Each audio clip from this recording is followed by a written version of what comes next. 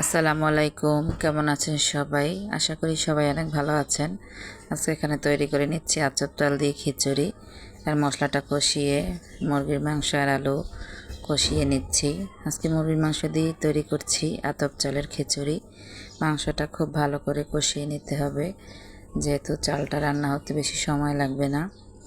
তো এখানে আমি ভালো করে কষিয়ে এর সাথে আগে মুগ ডালটা নিয়ে দেব।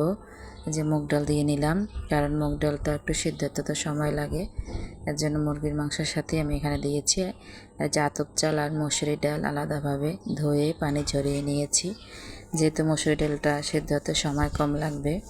এর জন্য তো চালটা আর ডাল আগে এভাবে অর্ধেকটা রান্না করে মাংসটা দিয়ে নিয়েছি।